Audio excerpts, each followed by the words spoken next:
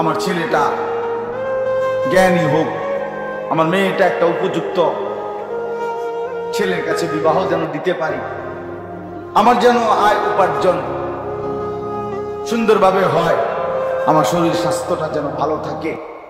এই মনে করেন দুনিয়াবিও যা চাই, আমার মনে যা আসে সবটাই আল্লাহর কাছ থেকে পূরণ করা উচিত।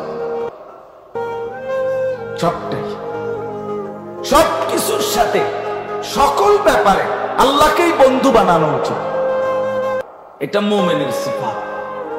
আল্লাহ আমাদেরকে ঈমানের দৌলত দিয়েছেন, মুসলমান বানিয়েছেন, মুমিন বানিয়েছেন। বা আল্লাহ আমার কাছে চান, বান্দা আমি তোমাকে পছন্দ করে, আমি ইচ্ছা করে, কোন তদবির ছাড়া, কারো কোনো পরামর্শ ছাড়া আমি তোমারে ঈমান দিয়েছি। লাম ইয়াকুন শাইআম মাযকুরা। আল্লাহ তাআলা বলেন, এই পৃথিবীতে যেদিন মায়ের পেটে তুমি ভূমিষ্ঠ হয়েছ, তার আগে তোমার কোনো নাম নিশানাও পৃথিবীতে ছিল না, উল্লেখ করার মতো ছিল না। কোনো আদমশুমারিতে, কোনো চেয়ারম্যান অফিসে, কোনো মেম্বার অফিসে, পৃথিবীর কোনো জায়গায় তোমার নাম ঠিকানা বলতে কোনো পরিচয় ছিল না, তোমার কোনো আলোচনা ছিল না। আমি আল্লাহ দয়া করে তোমাকে মায়ের রেহেমে দিয়ে সেখান থেকে পৃথিবীতে বের করে নিয়েছি, আমি করেছি। হাল আতাল ইনসানি হিনুন মিনাদ দাহর লাম ইয়াকুন শাইআম মাযকুরা ইন্না খালাকনাল ইনসানা মিন নুতফাতিন আমশাজ। আল্লাহ তাআলা বলেন, আমি সৃষ্টি করেছি, আমি এনেছি বান্দা, তোমার অস্তিত্বে এনেছি আমি, এই পৃথিবীর আলো বাতাসের মুখ দেখিয়েছি আমি, এটা আমার ফয়সালা ছিল। আর সেই আমি শুধু মানুষ হিসেবে পৃথিবীতে পাঠাই নাই তোমারে, বরং এক ইমানদারের ঘরে জন্ম দিয়ে তোমারে আমি মা দিয়েছি মুসলমান, বাবা দিয়েছি মুসলমান, বিনিময়ে তোমার তাকদীরও আমি ইসলাম দিয়ে দিয়েছি। তুমি জানো না বান্দা, এটা আমার কত বড় নিয়ামত দিছে। আরে ভাত তো আমি সবাইরে দেই, চাল আমি সবাইরে দেই, বিল্ডিং, দালান, স্ত্রী, সন্তান, সংসার, দুনিয়ার সমস্ত কিছু, এগুলো তো আমি আল্লাহ তাআলা কাফের, বেঈমান, মুশরিক, নাস্তিক, মুরতাদ, হিন্দু, বৌদ্ধ, ইহুদি, খ্রিস্টান সবাইরে দেই। কিন্তু কালেমার দৌলত, ঈমানের দৌলত, লা ইলাহা ইল্লাল্লাহর দৌলত, আমার মহব্বত, আমার ভালোবাসা আমি সবাইকে দেই না, শুধু যারে পছন্দ করি তারে দিই। যত লোক ভাত খায় তত লোক ইমানদার তো, কথা বলেন না কেন? তো ওই ভাই, ওই এটা নামাও, নামাও, নামাও, এমনি শোনো, এমনি শোনো, রাগ করে ছেলের দিকে, মোবাইলের দিকে। বেটা, তুমি মোবাইলের দিকে তাকাইলে কার ওয়াজ শোনো?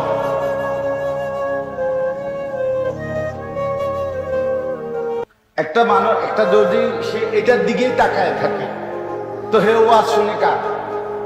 তো মোবাইলের ওয়াজ শুনে। তো মোবাইলের ওয়াজ তো হুজুর যে সময় সামনাসামনি নাই, আলগা টাইমে না শুনবে, যখন আমি নাই। কথাটা বোঝেন না? এখন তো আমি আসি, তো এখন সামনাসামনি শোনা উচিত না? না, এখন ওইটার দিকে তো লাভ হইল কি? এই কষ্ট করে এই গরমের মধ্যে সাফাসাফি করে বসার মধ্যে ফায়দাটা কি আসবে? ফায়দা কি? ফায়দা হয়েছে দূর আমার মোবাইলে উঠছে ওয়াজ, তো কি হয়েছে?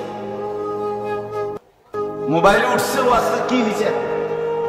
মোবাইলে মনে করেন বাংলাদেশের তোমার মোবাইলে 1000 বক্তার ওয়াজ আছে, 1 লাখ ওয়াজ, প্রত্যেক বক্তার 10টা করে ওয়াজ। তো এখন হাসরের ময়দানে এটা জমা দিলেই তো ফেরেশতা এটা কম্পিউটারে সার্চ করিয়া পরীক্ষা নিরীক্ষা করিয়া এরপরে বেহেশতের আগে দিবে। হ্যাঁ, বেহেশত মামুর বাড়ি।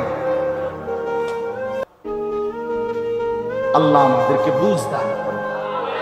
সবসময় এটা মনে রাখা উচিত, সামনাসামনি শুনবার সুযোগ হইলে এটা বড় গনিমত, সর্বশ্রেষ্ঠ গনিমত। সামনাসামনি শুনবার বরকত আলাদা।